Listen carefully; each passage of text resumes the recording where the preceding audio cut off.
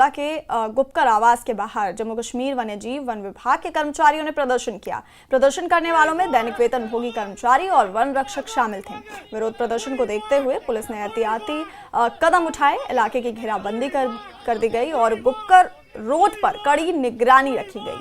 बाद में विरोध प्रदर्शन समाप्त कर दिया गया। एक महकमे में एज डेली वेजर काम कर रहे हैं पिछले 15 सालों से।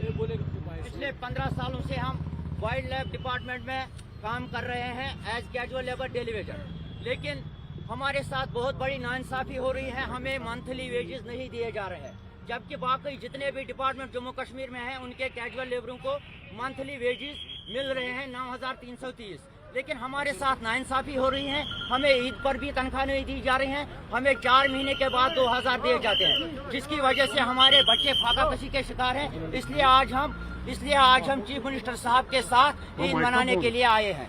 तो हमारा यही मुतालबा है, हम चीफ मिनिस्टर साहब से मिलना चाहते हैं। इस वजह पे हम आज श्रीनगर आए हैं क्योंकि इनका मसला हल नहीं हो रहा है। मैं आज चीफ मिनिस्टर साहब से गुजारिश करता हूँ कि इनको मंथली वेजेस मिल सके। हमको स्कूल भरने के लिए टाइम पर फीस नहीं होती है, हमको कुछ पैसे नहीं होते, हमको ईद कपड़े नहीं है।